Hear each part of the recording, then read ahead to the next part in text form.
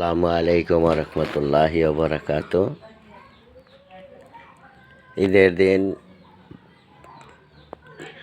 দুপুরের পরে ভিডিও খোলার পরে ফেসবুক সোশ্যাল মিডিয়াতে দেখলাম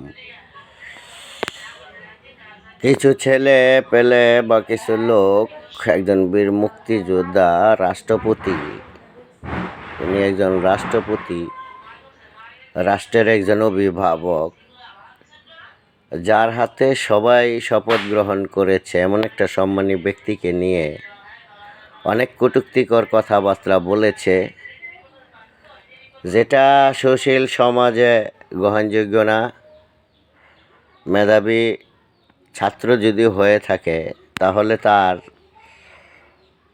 ব্রেনের ভিতরে একজন বীর মুক্তিযোদ্ধা ও রাষ্ট্রপতিকে নিয়ে এভাবে কটূক্তিকর কথা বলা এটা গ্রহণযোগ্য না। এটা তীব্র নিন্দা জানাই, প্রতিবাদ জানাই। তাদেরকে আইনের আওতায় এনে সঠিক এই অপমান লাঞ্ছিত করার ফলে তাদেরকে বিচারের কাঠগড়ায় আনা হোক। আমি একজন মুক্তিযোদ্ধার সন্তান হিসেবে আমি এটার প্রতিবাদ জানাচ্ছি, তীব্র নিন্দা জানাচ্ছি। এত বড় বেয়াদব আর কুলাঙ্গার বাংলার মাটিতে নাই। এটা আমসাস রাজাকার আলবদরের সন্তান হয়তো, এই জন্য একজন গুণী ব্যক্তি, মানী ব্যক্তিকে অপমান লাঞ্ছিত করা এটা তাদের কাজ। বাংলার মাটিতে তাদের বিচার হওয়া উচিত। তোমরা মনে করো না যে তোমাদের মতো কথা বলার মতো লোক নাই, অনেক আছে, আমরা কথা বলি না।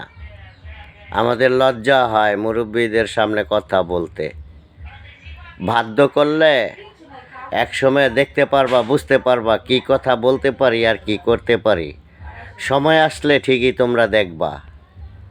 তাই জন্য সকল মানুষকে, আমাদের স্বাধীন রাষ্ট্রের যারা স্বাধীনতাকে বিশ্বাস করেন, স্বাধীনতাকে ভালোবাসেন, ধারণ করেন, আমরা যদি স্বাধীনতার কারণে এই দেশ পেয়ে থাকি, তাহলে এই চুপ্পু সাহেব একজন রাষ্ট্রপতি, যার হাতে বাংলাদেশের সকল সরকার পর্যন্ত শপথ গ্রহণ করেছেন।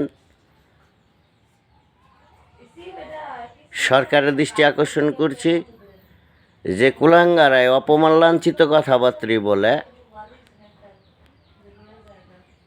সে তাদেরকে আইনের আওতায় আনার জন্য আমি মুক্তিযোদ্ধার সন্তান হিসেবে আমি ভীষণভাবে অনুরোধ করছি। তাদেরকে যেন এই কটূক্তিকর কথা, মানে এটা আপনার অপমান লাঞ্ছিত করার শামিল, এটার একটা আইন আছে।